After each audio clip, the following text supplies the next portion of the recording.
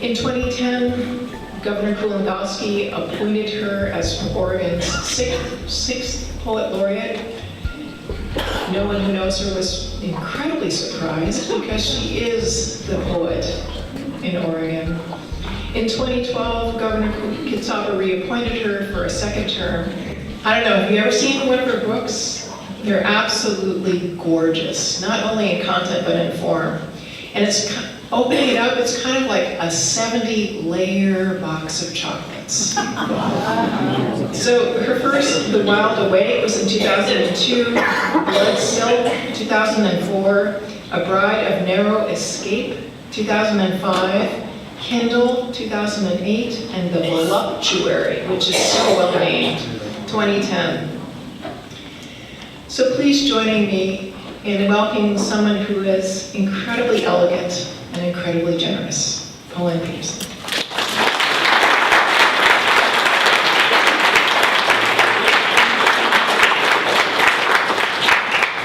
This is, I think all of you who are here realize how unusual such a gathering, a conference is.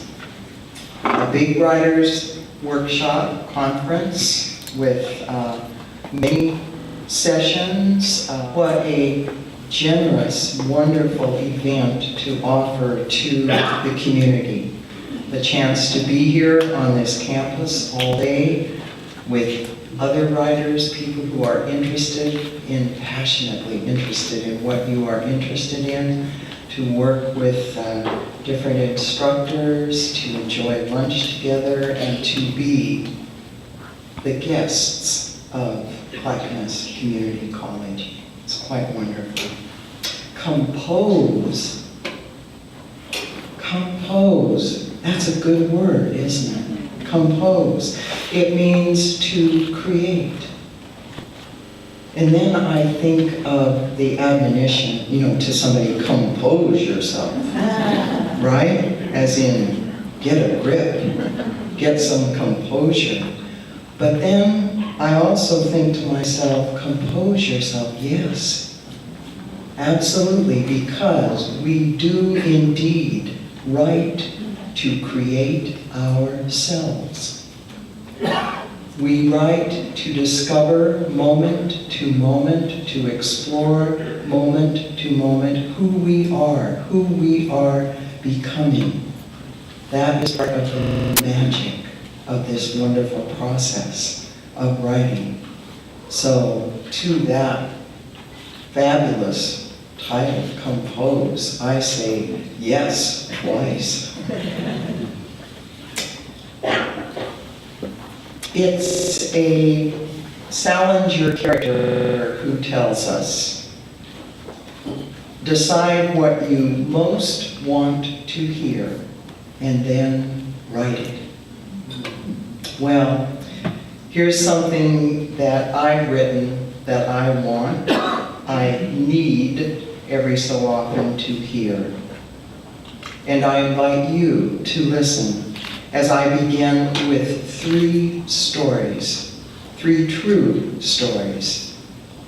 Now, you will note that these stories are about poets. These stories frequently mention poems and poetry. Well, I do write poetry. And these stories come from my own experiences. So it's logical that they would be about poets and poetry, but have no doubts. These stories speak to all genres of writing. These stories transcend genre. These stories are about writing per se. Story number 1. A writer of considerable renown, a poet, memoirist, novelist, essayist, who holds a position of honor at a major university, a writer whose work has been published in what most people would term the very finest national publications, a writer who carries a reputation for being brutally blunt a brutally blunt critic of students' work. This writer was once asked this question: aren't you afraid you'll discourage too many aspiring writers?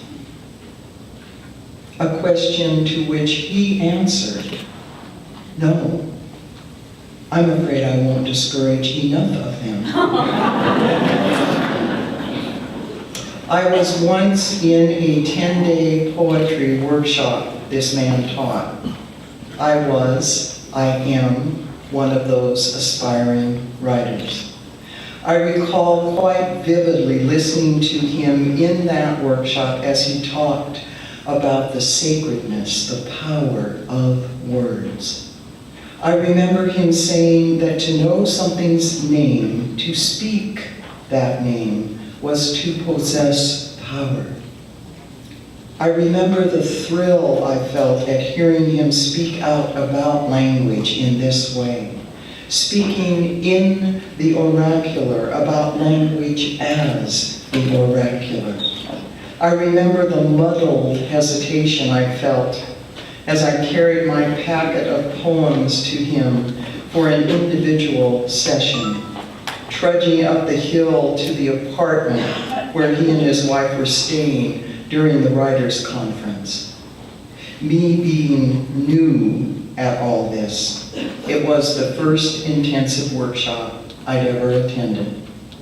Too new to have either the thick skin or the full-blown heebie-jeebies I might have had if I'd had a better sense of what was going on. The apartment was bare, furnished with a few cast-off or garage sale pieces of furniture that the foundation put in there for the visiting faculty. He and I sat at an old Formica table in the kitchen, and he looked through my poems. He dismissed at least half of them immediately, just shaking his head, setting them aside with a comment on this line or that image. And 3, maybe 4, he liked. He told me what he liked about them. Then he sat back, looked at me, smiled. He said to me, well, that wasn't so bad, was it? And I must have looked a little blank, because then he said, you do know that they call me the Barracuda, don't you? And when I replied that I hadn't known about this nickname, he shook his head in bemused exasperation, complaining that he couldn't see why he would be given such a name. And I smiled and nodded in assent. Our conference hadn't been all that bad. It seemed pretty good to me. This happened early in the conference. In the next few days, I would hear from another workshop participant, I'll call him John, the account of his individual conference with this renowned writer, of how the writer leafed through John's poems quickly, saying to each one a simple no. And that finished, set the poems aside, turned to John and said, well, what would you like to talk about now? Not too long after that 10-day workshop ended, I heard the anecdote that I related earlier, the one about this renowned writer saying he wasn't able to discourage nearly enough beginning writers. And I began to feel fortunate when I thought about that workshop experience. Fortunate because I was not the one whose conference poems he summarily dismissed. Fortunate because during one workshop session, I was not the woman whose poem he called the product of a cluttered mind. Fortunate because after dismissing most of the poems that people brought to the group, he the group to be workshopped by him, he briefly praised what I brought there. Fortunate to have felt somehow chosen. But that was then. This is now. For some time afterwards, I questioned my reaction to that early workshop experience. What did I mean I felt fortunate? Fortunate about what? That I was spared the harsh criticism that would have shaken me badly? That I garnered a bit of his seldom offered praise? It seems clear to me now that the fortune I felt was somehow gained at the expense of others. That little stamp of acceptance on my forehead was predicated on stamps of rejection on others' foreheads. In this particular equation, someone had to lose for me to gain. It took me long enough, but I learned a lesson from that experience, a lesson about poetry and hierarchy, writing and hierarchy. Hierarchy. That ladder-like structure we tend to superimpose over much of the world, that matrix that keeps murmuring to us over and over, good, better, best, low, middle, high, highest, good, better, best. That ladder-like, very vertical structure that presupposes the concept of a best. And once we accept best, accept that superlative as singular, we've accepted an altitude that demands exclusiveness. And the home of exclusive is also the home of exclusion, a place of shutting, even slamming doors. A second story. This one told to me by a man I talked with occasionally where I taught high school. This man has a brother who lives back east, a brother who is a physician. This physician brother had written fiction for some time, but then started writing poetry. He was at a party and got into a conversation with a poet who was also the poetry editor of a very prestigious magazine, Harper's, The Atlantic, a magazine such as that. He talked to this editor about poetry and a few weeks later decided to submit some poems. He sent a batch along with a note saying, "If you like any of these, let me know. I've got lots more. I've written 150 poems in the last 3 months." He got his poems back with a rejection slip and a note from that editor saying, "I'm terrified of someone who could write 150 poems in 3 months, especially if they are as loosely organized as these." Terrified? Terrified of what? Terrified that he might have to read and return more poems from this writer? That's simply part of the responsibility he's accepted as an editor. Terrified that this 150 poems in 3 months writer can't see the difference between the poems he submitted and the poems this editor chooses to publish in the magazine? I don't read terrified here. I read satisfied. Satisfied to be able to see himself speaking from such a lofty position of authority that he thinks he can slam the door with a dramatic flourish. Now, you might well say to me, what that famous workshop leader said about not wanting to encourage aspiring writers, what that poetry editor at the big circulation magazine did, that's just bad manners. Well, those are bad manners.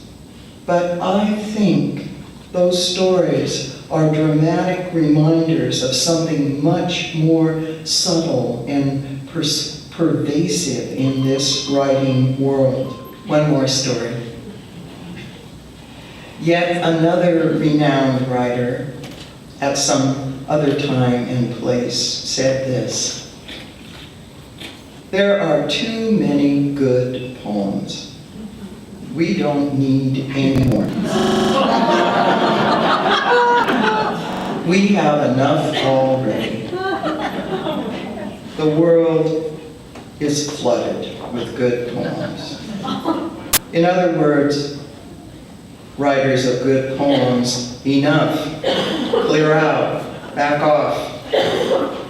Now, I suppose he was saying we need more great poems, more great writing, that there's always room for more great writing, that the merely good category has reached its maximum capacity. A glut of good poems, a glut of good short stories, a glut of good essays, good novels. But what in the world would it mean if, as he suggested, the world really did have an overabundance of good writing? What would such an overflow look like? Would we start tacking poems and bits of novels and essays onto telephone poles like garage sale signs? Would we take sidewalk chalk and print them on the squares of concrete that border our houses? Would there be enough to send them flying over the internet in numbers equal to emails? Let's carry this a step further. What would happen if everyone started writing good poems, good memoirs, good novels, good screenplays? If everyone was writing good writing, wouldn't that be something? Think of it. Everyone writing. Like driving a car, pushing a baby along in a stroller, waving to your neighbor. Second nature kind of stuff. Easy as breathing in and out. Everyone writing everywhere. Everyone. And that's getting very close to the real issue, isn't it? The issue of exclusiveness. Someone who writes set apart from people who don't. Someone who writes well, set apart from those who merely write. Someone who writes what is great, set apart from those who write what is merely good. Set apart, set apart. Exclusiveness, exclusion, limits, closed doors. And if that physician brother back east could shake the noise of that rejection slamming door out of his ears and continue writing 50 poems a month, well, that would be one thing. But as much as we like to think we'll keep on writing in the face of a looming hierarchy, we often don't. As much as we'd like to separate the life of what we write as we're writing it from the life of those same poems and stories and essays as they go out into the world and find readers, we often can't. What we perceive as exterior, inviolate standards are often invasive enough to stop people from writing altogether. Or, maybe even worse, to make them write in a way they sense will fit prevailing modes. Now, do not misunderstand me. I have standards. I do not believe in what I call the myth of divine delivery. That notion that a poem or any other bit of writing has been sent from the muse and thus its original form is unalterable. I believe in the muse. I believe in revision, too. I don't see inspiration and revision as mutually exclusive. I trust in revision. I depend on being able to bring all the craft I have to bear on what I've first written. I see writing as spiritual practice. I also see writing as craft that requires every bit of savvy and intellect I can muster. But the toolbox of craft is useless unless there's something to work on. And sometimes a weighty sense of standards and craft can keep us from letting language find its way onto paper. Those exterior standards are just that, exterior to the lifeblood of the work itself. Ultimately, the only standards that will beneficially affect the creation of our writing are interior standards that emerge from a growing strength of voice and vision. A strength gained from writing and reading and reading and writing and knowing our voice among the voices of others. Placing our voices gladly in the plurality of many others. What's my point? Simply put, it's this. Take competition out of your house of writing. Take hierarchy out of your house of writing. Evict them. Promptly lose their forwarding addresses. Give the house of writing over to writing itself.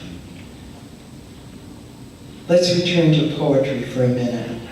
Return to it because its very name holds something we should hear. Poetry. The word is simple, extraordinarily clear. It comes from the Greek. It means something that is created. The word poem means a made thing. A poet is a maker, one who creates something that did not, in that form, exist before. The house of poetry, the house of all writing, is a house of making. A house of creation, a house of inclusion, not exclusion. A house with room enough for countless stories, poems, and essays, countless voices. Yes, once our writings are made, and if we decide to revise them and send them out into the world, yes, they will assume a worldly life of their own. Yes, some will be published, most won't. Some will win praise, most won't. A very few will be read again and again, most won't. But there will always be room for their making. The written thing's own making, the made thing's making. The idea that there's enough room for only so many good pieces of writing, so much writing per se, is, to me, sad, small-spirited, unacceptable. Back again to a poem as an example. If a poem is indeed a mode of attention, a vehicle for transformation, how many gazes of intensity, of love, and I would propose to you that this endeavor is ultimately an endeavor of love. How many would be too many? Carry the vertical logic of exclusiveness to its extreme, and you end up with room for only one poem. The perfect, best, greatest, grandest, king of the mountain alone and standing at the top poem. One poem? One novel? One short story? One memoir? One essay? That is ludicrous. Get rid of competition in the places where we do this work, the places where we create. Workshops, to begin with. The idea that your writing would have to gain something at the expense of someone or something else should be unacceptable to the maker as he or she is making. What does competition give us anyway? What does competition give us if not demons like envy and suspicion and scrambling insecurity? Doesn't the world already have too much competition living in too many other houses? How can we, in the creation of our work, be true to our voices if we are constantly aware as we write of the presence of competition, of that good, better, best? How can we look carefully at what we've written, calling it toward its strengths, if what we hear as we work is the sound of shutting doors? Wasn't it Bill Stafford who said, when someone asks me when I started to write, I want to ask that person, when did you stop? There are forces at work to block us from writing, and I think those forces look a lot like a ladder with rungs of best, better, good, not good enough, and at the bottom, not. There, at the bottom, those people who want to write and are not writing. I am an aspiring writer. I aspire to write poems. Aspire. It means to favor, to desire, to breathe upon. Aspire. Breathe. For me, this making of poems is as fundamental as breath. Fundamental as that life-continuing exhalation from the body. This thing we do, this making, in which competition does not need to find a home. I say to you, I say to myself, to us, we must tell our stories. We must speak the music we hear. We must feed our ears, our souls. We must write, write, write. Thank you.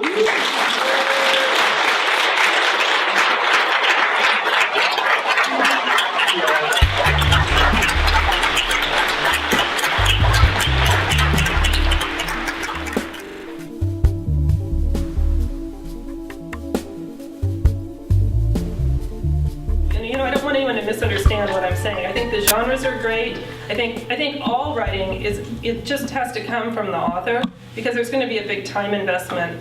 And I know that all of these areas that people will casually suggest a person pursue in hopes of being published.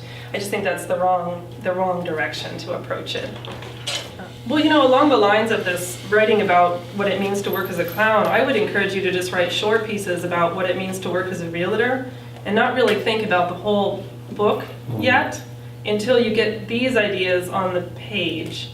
And then you might start seeing some pieces that you could move So are around. you advocating that's a good idea? If a person's going to start writing, like, I'm going to write a novel, or are you suggesting maybe it's a good idea to start with the idea of writing short stories first? I'm not even talking about short stories. Short stories are really hard, and they're a craft unto themselves. And I think short stories are so finely tuned, and it's a really competitive industry. I wouldn't advocate anyone write short stories. I love short stories more than anything, but you can work on them for so long, and if you're lucky, they end up in a small journal, and that's good. And I did that for years. There's no market. Sadly, there's not enough of a market for them. But so I just don't want to.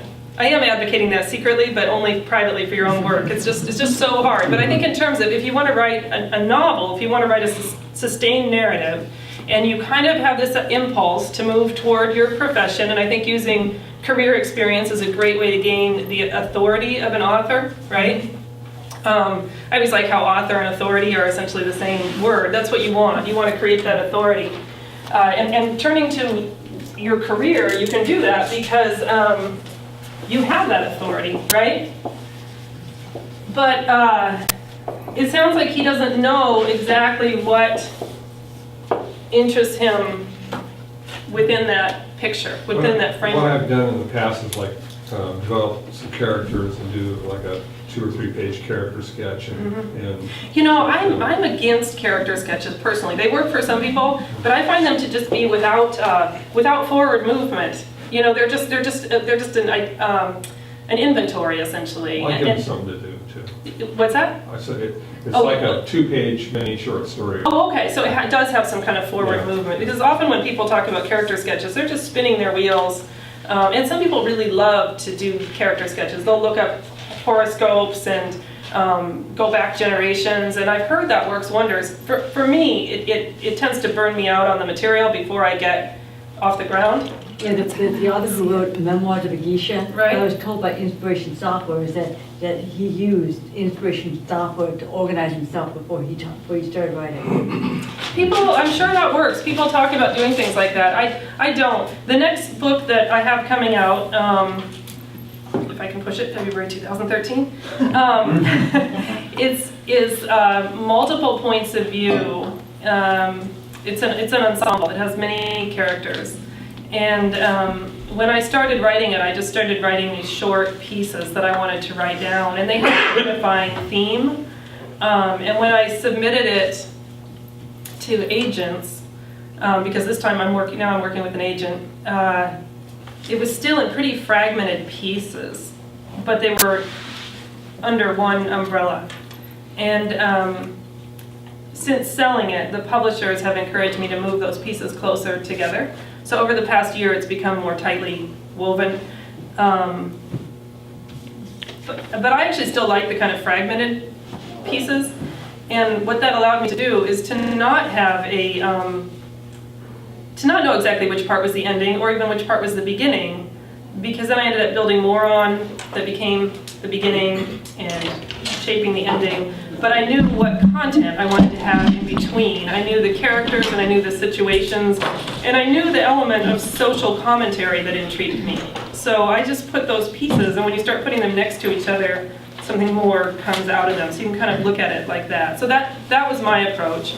I just feel like I have, it's hard to sustain a writing practice. It's hard to keep working on work long enough to generate and sell a novel. You have to keep your interest in it, and if you start out just spinning your wheels at the beginning, you may not get where you intend to get, and you may not keep your energy there.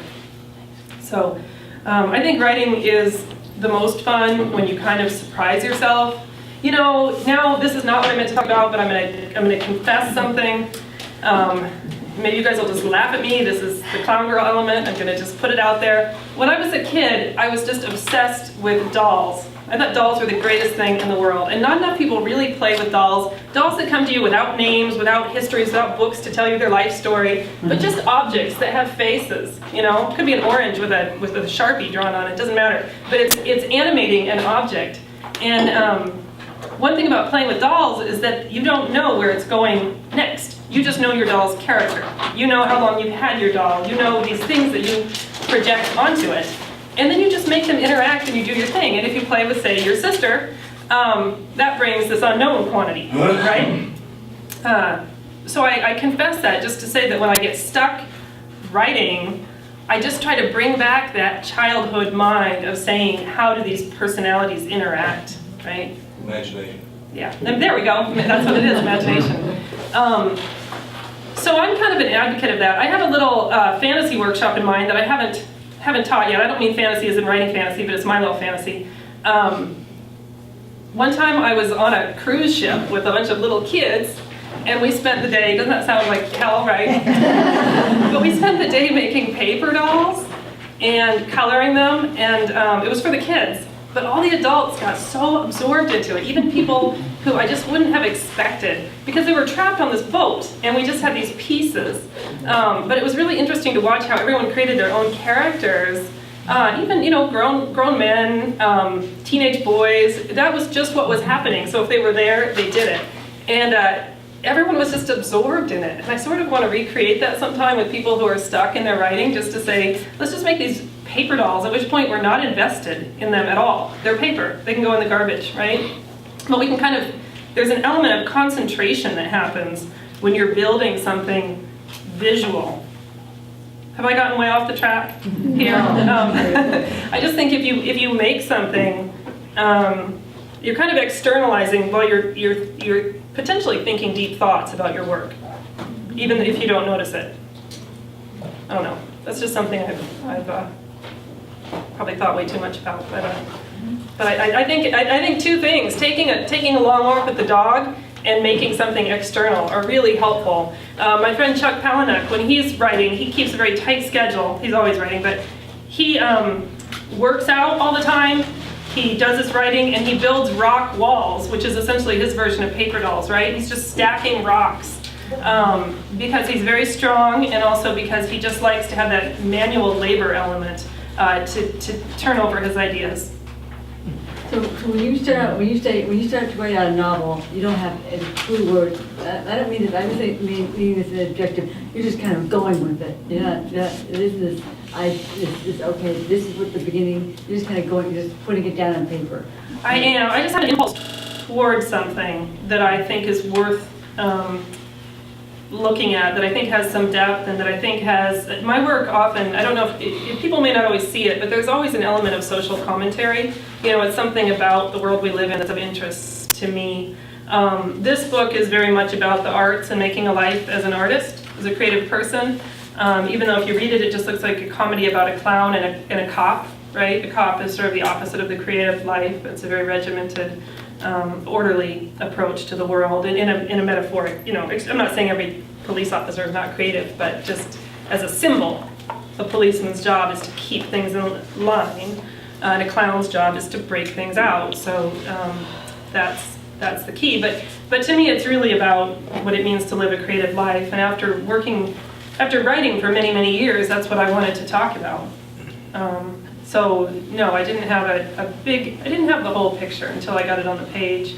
The current book is about what it means to bring children into the world. I have a 7.5-year-old, so it's things that I started thinking about after she was born.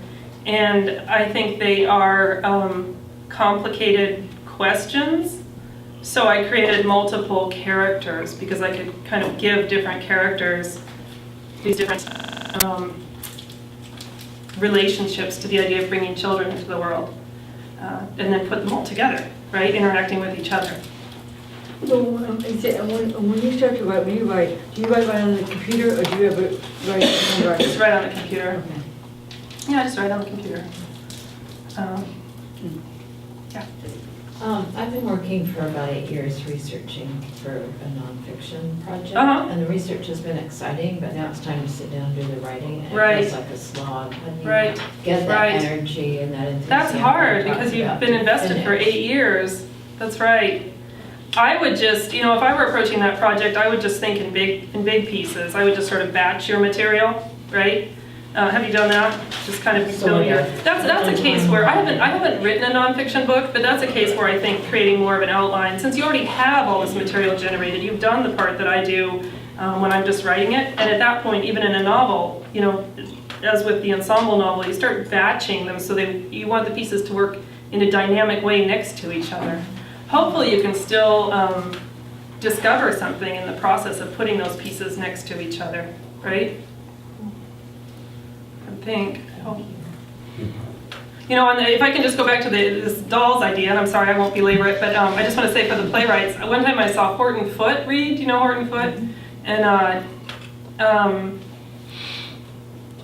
he was an old man then. It was close to the end of his life, but he just read like a child obsessed with playing with dolls. You could tell the nuance of every character just by his inflection. That he had embodied those characters completely. At the same reading, I saw a novelist named John Casey read, and John Casey actually brought stuffed animals and held them up so we could tell which characters in a party scene. But John Casey did not fully embody those characters the way Horton Foote did. Horton Foote was wholly absorbed in each one of those characters. It was really beautiful. Your hand was up? Somebody's hand. Oh, there. So what kind of software do you use? And I'm kind of interested in how, do you go back and look at what you've written and do any kind of organization and just kind of like process? Yeah, it's really simple for me. I just use Word. I just use Microsoft Word, and I use one big document, which is not the most sophisticated way. A lot of people have multiple documents. I just write it all on one piece because I like to be able to occasionally just print it out and read it through as if it were one book. And then I just use the pages and I just shuffle I just lay them out on a giant coffee table or the dining room table, and I just physically shuffle them around. With the ensemble novel, it's much harder than this one. This one was a linear narrative, essentially. It starts, it's one character's point of view, it runs to the end. So it's more a question of when events should occur, but you can just kind of play it out. With the ensemble piece, it does move in time and character in a different way. So it's just really basic. I just use bright colored Post-its just to identify which character is coming up in each chapter, sort of who owns each chapter, and making sure there's some kind of natural rhythm to that so that we're actually alternating successfully. This is very simple and visual. Well, one of the really beautiful alternatives that has come up with modern technology, you're looking at kind of a downside to technology. They get more queries, they have more going on. But one of the really nice alternatives to that, or other counterparts to that, is that there are a lot more online publications, and online publications are less gatekeepers because they are not using space and resources in the same way. A print publication is a very expensive thing to produce, and so you just have more layers of editors out to sort of invest in every piece. They literally invest in what they publish. They need a return on that. It may not be directly financial return, but they need to say, are we going to pay to put this into a hardbound, into a bound copy, right? But there are an amazing number of websites that can be more open to new authors, but they also can develop community in a really wonderful way. When you say online, are you talking about online publishers? Publishers just publish ebooks, or? No, I'm talking about people who are publishing often shorter work, not whole novels, but you could send an excerpt. You could look at their site and think, well, what do I have that might belong on that site? There's one in Portland, or out of Portland, that is new called Unshod Quills that I've just been looking at recently. I think they have a print, a paper copy, and then they have an online production on an online magazine. That's really, really lovely, and they're relatively new, and they do have themes to their issues, so that one may or may not fit everybody. But they don't have a big reputation, but they're doing lovely work. But they wouldn't do an 80,000 word manuscript. No, but it's a place, to answer your longer question, get your work in places like that, people will or will not see it. Ideally, they will see it a little bit. But then when you do go to conferences or reach out to agents, you have some of your work out there that they can look at in that way too, right? It's ways to start building up repertoire. And with this book, Clown Girl, I had 3 agents over the course of the 10 years. And they were all really good agents. The first one was Charlotte Sheedy, that's Ali Sheedy's mom. She's been in the business forever and ever.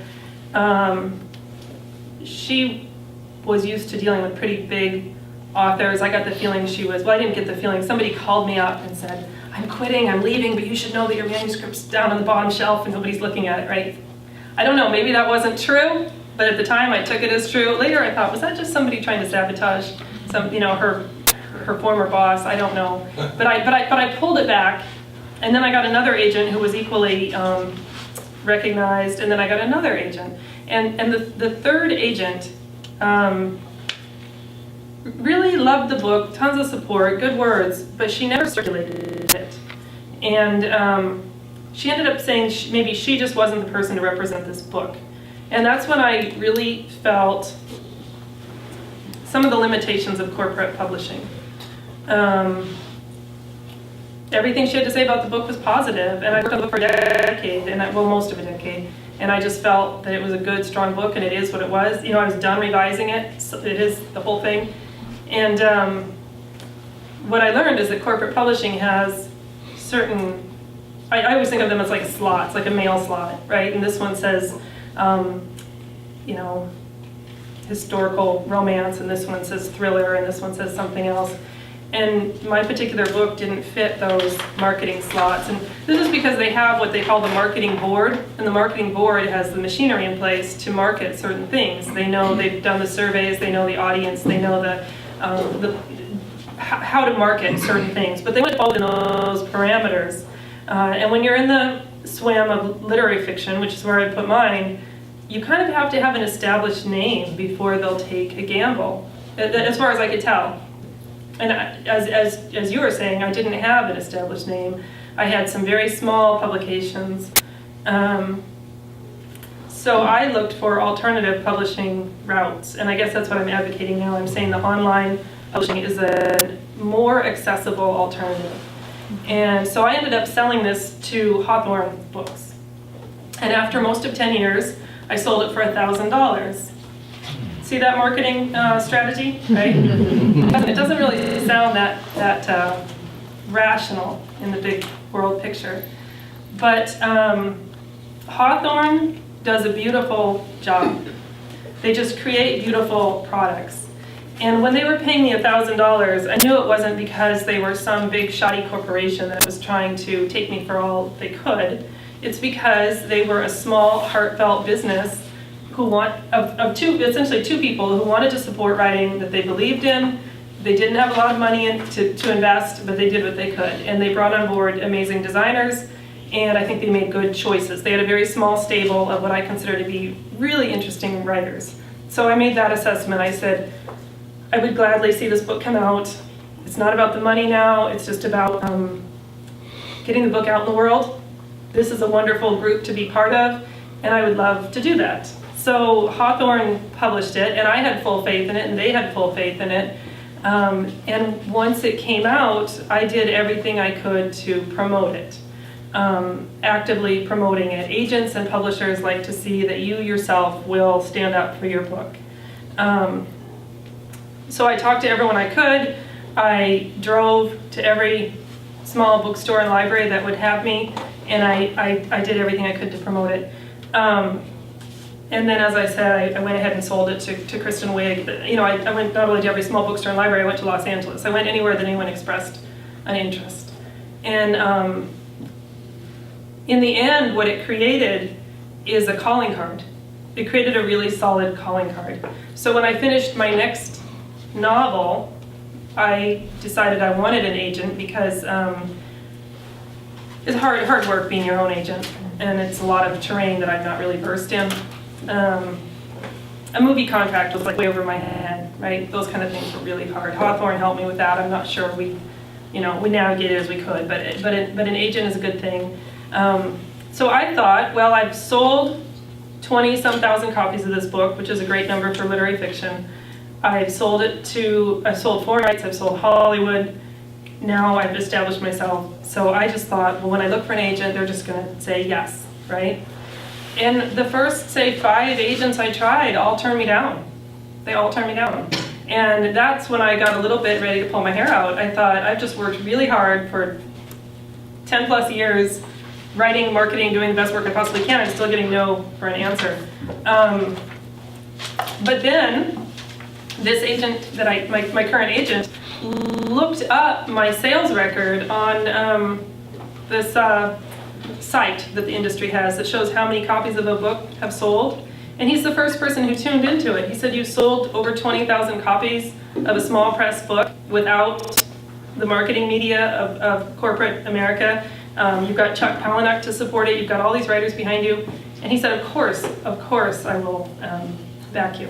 And so we agreed to work together. And he took my new manuscript and he sold it overnight for $100,000. So that was the difference. But this was my calling card. This was my decade-long building my calling card.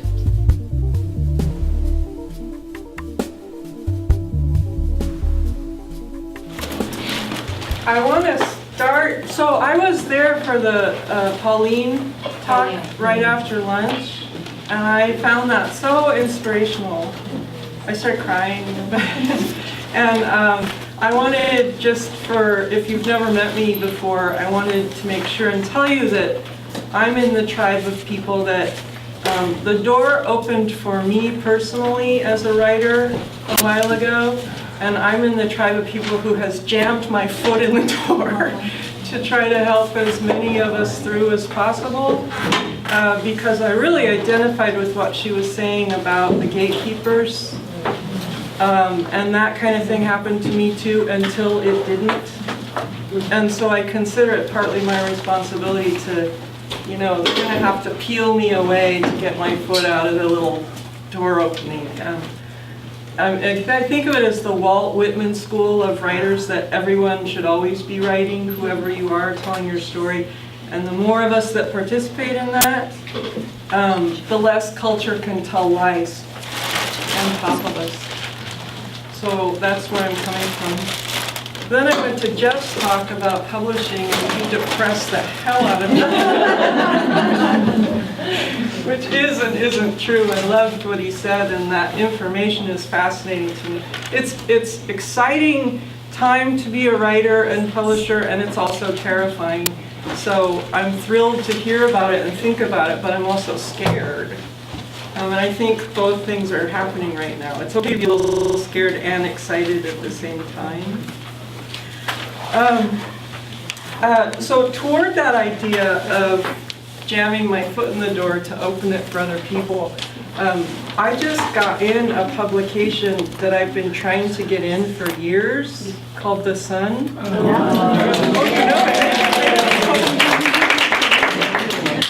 Got him!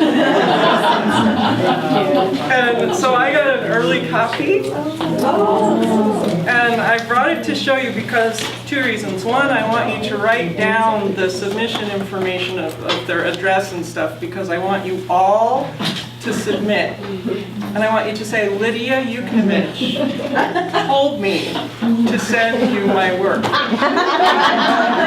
in your query letter. And I'm not kidding. No. And if you need to know how to spell my name. Wait a minute, what bandwagon am I jumping on? This is a wonderful, wonderful publication. I'm going to pass it around so you can smell it. And the other reason I'm sharing it with you is because when they decided to publish this story, which is a story that could have been in the memoir, it's nonfiction, and it has to do with a time I peed my pants in 6th grade. So more water. And this thing that happened to me as an adult that brought me back to that memory. And it has a lot of swimming in it too. And this is the picture they picked to put with it, and it just broke my heart. I love it so much. I burst into tears when I saw it. It's these two little swimmer girls in front of some water.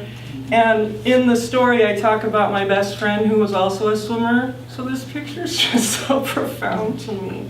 Isn't that great? Look at them. Nora!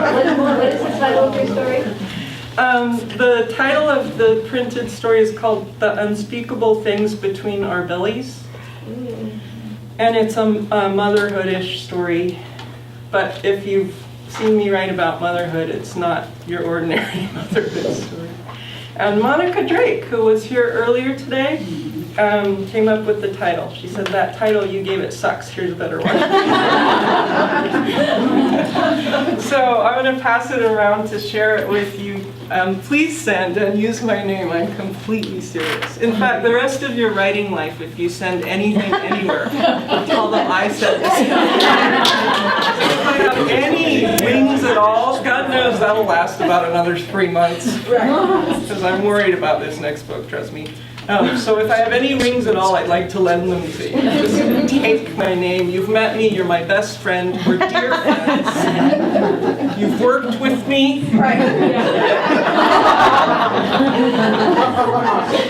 I am so serious. I also want to start by sharing a little bit of narrative about me in this book, just a little bit. I'll try not to bore the crap out of you. And then I thought I could show you some things about memoir and getting at truth in writing. And then raise your hand if you are a writer. Oh, good, because I also thought we could do some writing. Is that okay with you? And I even brought extra paper if you to try to get at the question by practicing it and dialoguing rather than me talking on top of you, which I'm not a big fan of. Is that all right?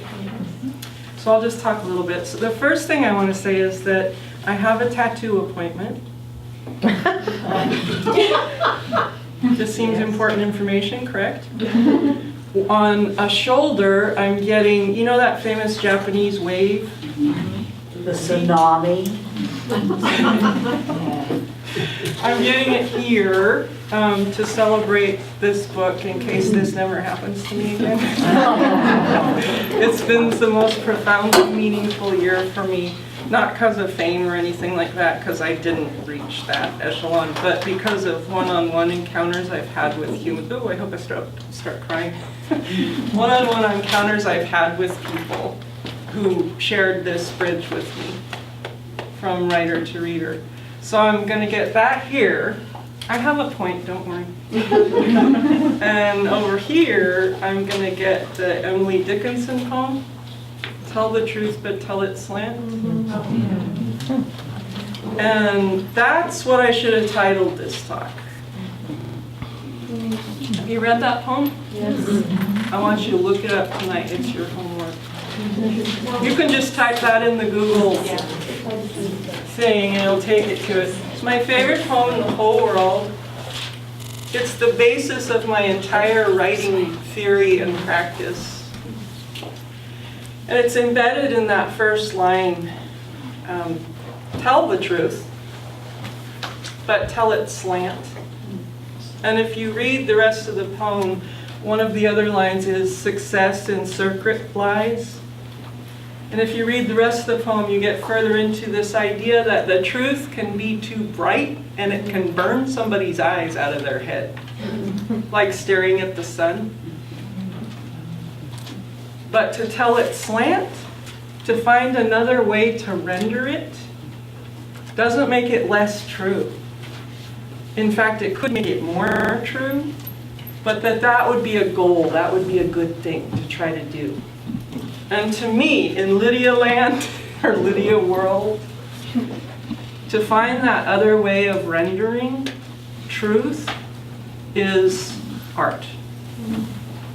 And if all that mattered was truth and facts, then we wouldn't need art. We could just do news. So a lot of times when I go somewhere and I talk about nonfiction, we get into this weird discussion about facts. Someone will pull the discussion over that way. And then I'll do a small bumblebee dance. Because that's the least interesting discussion we could have. I'm not anti-fact. I love facts, they're terrific. Also, they're pesky because the facts seem to change depending on who you're talking to. So there's a whole peskiness to that discussion. But why it's the least interesting discussion for me is that it's not about art, and I'm a writer, and I want to talk about art. So that's what I'm going to do with you today, if that's okay with you. But you see what I mean about that line, tell the truth, but tell it slant. You can interpret the word slant any way you want. To me, it means find the artful path to get at the essence of the experience. And I'll go on record as a person who's not a poet as telling you the language I think gets you closest to the truth of an experience or the essence of an experience is poetry. Where you're reading the poem and all the hairs on your arm go up because you feel the essence of the experience, not because you zeroed in on a fact. You felt what the poet felt for a moment. And what did they use to get you there?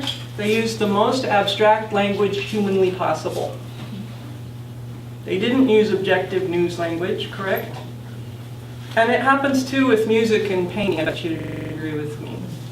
Some music or some painting for you personally just goes straight in, right?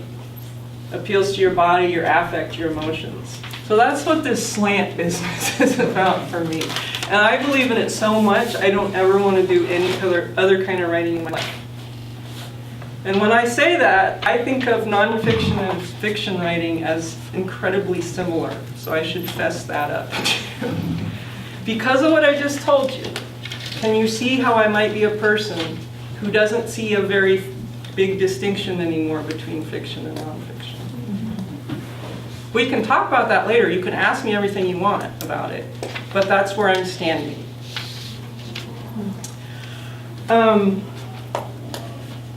There it is. I lost it for a second. When I talk to people about the Boo book, this really does come completely off like it's awesome. The publisher put special glue on it that you can literally peel off and throw out if you want to. Because this was a market-based necessity, and this was the artifact. So I run into people all the time who tell me what they did with these. You know, like they're proud of it. Like in Chicago, the group of students who let me take their picture all wearing them. And then they had a little ritual burning of the bra. I thought that was so great. But there's something important. If you've read this book, you already saw it. And if you haven't read it, maybe someday you will. It would be my pleasure if you did. Something happens in the first 2 chapters of this book that is a great example of what I have to show you about writing. And that is, can you wait for me 1 second? And that is what? Wait 1 second.